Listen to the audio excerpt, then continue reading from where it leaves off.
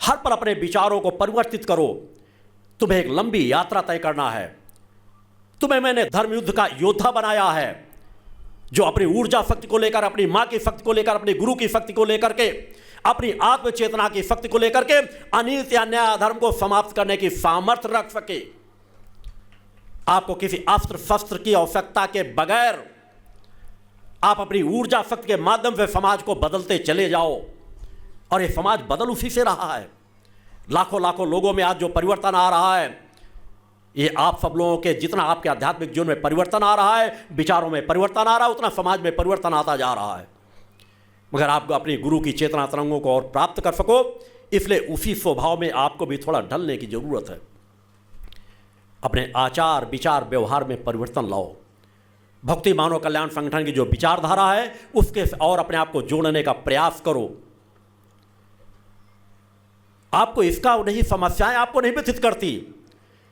आप इससे व्यथित होते हो कि पड़ोसी के पास यह है, मेरे पास यह नहीं है, समाज क्या कहेगा। कभी आपने देखा है कि आप लोग जैसा जीवन, वैसे मैं मुझसे आज 90% क्या, मैं 95%, 99% तक आम समाज के लोग ही जुड़े होंगे, गरीब से गरीब लोग ही जुड़े होंगे, क्योंकि मैंने वैसा आह्वान ही किया है। जिस समाज को आज मेरी आवश्यकता है, जिस समाज को आज समाज नजरअंदाज कर रहा था, उसी समाज के अंदर चेतना तरंगों का प्रवाह करके उन्हें उस समाज के समकक्ष नहीं, उस समाज से भी आगे खड़ा कर देना चाहता हूं जिस समाज ने आज तक उनको नजरअंदाज किया है। उससे धीरे धीरे अपने आप को बदलो, परिवर्तन करो। भक्ति मानव कल्याण संगठन का गठन सहज कार्य के लिए नहीं किया गया। आपका गुरु आपके बीच सहज कार्यों की पूर्ति के लिए नहीं आया। जिस लक्ष्य की पूर्ति के लिए आपका गुरु आया है उसको आपको बता चुका है महासंघनाद में, अन्य क्रमों के माध्यम से, कि समाज के अनीति अन्याय अधर्म को समाप्त करने के लिए भक्ति मानव कल्याण संगठन को डटकर उसका सामना करना है और सत्य धर्म की स्थापना करना है। अनीति अन्याय अधर्म के धरातल को खिसकाना है। यह कार्य भक्ति मानव कल्याण संगठन को करना है। इसके लिए हर पल उस परम सत्ता की कृपा की आवश्यकता है। हर पल उस परम सत्ता की तरफ आप और बढ़ेंगे, तभी आपके जीवन में परिवर्तन आएगा। केवल कह देने मात्र से नहीं आता, कर्म में उसे ढालो, विचारों में उसे लाओ। सतत जब आपके विचार चलते रहेंगे, एक क्षण भी ऐसा ना गुजरे जब आप गहरी नींद में चले जाओ, तब भी आपको धर्म अध्यात्म के स्वप्न जब आने लगे।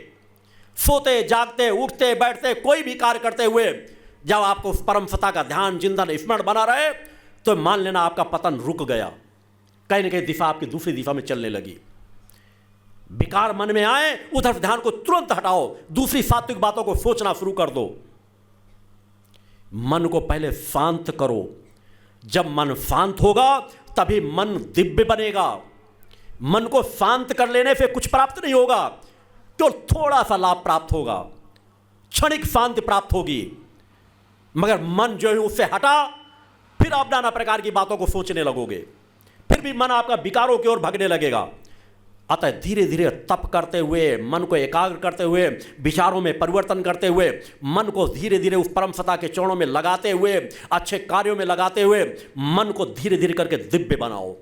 और जब मन और बुद्धि आपकी दिव्य बनने लग जाती है, तो आपका जीवन बदलता चला जाएगा। आप कम संसाधनों में अपने आप को ज्यादा सुखी समझोगे। किसी ग्रामीण क्षेत्रों में चले जाओ, एकांत के ऐसे क्षेत्रों में चले जाओ जहां पर लोग झोपड़ियों में रहते हैं। उन झोपड़ियों के पास जाकर के कुछ समय गुजार करके देखो। आपका गुरु तो आप ध्यान चिंतन के माध्यम से हर जगह मौजूद है, हर जगह का चिंतन करता है, और इसीलिए मेरे कदम उन गरीबों की ओर ज्यादा बढ़ते हैं। उन्हें आज मेरी आवश्यकता है। वो आज ज्यादा शांति से कुछ कर सकते हैं। उन गरीबों के जिनके झोपड़ियां बनी हुई हो, एक एक कमरे की झोपड़ियां जिसमें घास फूस की छप्पर डाल के रहते हैं, उसके बगल में कोई अच्छी सी छोटी सी नई झोपड़ी बना लेता है, उसे मिट्टी से लीप पोत करके तैयार कर देता है, तो अपने आप को राजा सा समझता है कि आज मेरा अच्छा घर बन गया। प्रसन्न होता है जब नए ये छोटी सी झोपड़ी बना लेता है जिसकी कीमत 5,000 रुपए भी कोई नहीं देगा। वो उससे अपने आप को लगता है कि गांव में शायद मेरा अच्छा घर बन गया, आज मेरा लिपा पुता हुआ अच्छा घर दिख रहा है। प्रसन्न रहता है, आनंदित रहता है, बच्चे आनंदित रहते हैं। आपके पास उससे सैकड़ों गुना ज्यादा है, हजारों गुना ज्यादा है, फिर भी अशांत हो। इसलिए कि तुम सिर्फ और सिर्फ ऊपर की ओर देख रहे हो कि दूसरे के पास 10 गाड़ियां हैं, दूसरे के पास 10 कमरे का मकान बना हुआ है, मेरे पास तो 1 कमरे का मकान है। अरे जीवन के कितने क्षण हैं, आते जाते जीवन गुजर जाता है, न कोई कुछ लेकर आया न कुछ लेकर जाएगा। आज यहां बैठे हो, कल आपके साथ क्या हो जाए तब आपके हाथ क्या लगेगा? आपके सत्कर्म और दुष्कर्म। हर पल सत्कर्मों की पूंजी को इकट्ठा करो। आप इन क्षणों पर यहां बैठे हुए हो, कल को अगले क्षण कुछ हो जाए तो आपके क्षण आपके लिए कल्याणकारी हो जाएंगे। और यदि क्षणों पर आप कोई अपराध कर रहे होते, वहां पर कुछ हो जाता तो वो अपराध आपको पतन के मार्ग पे ले जाता।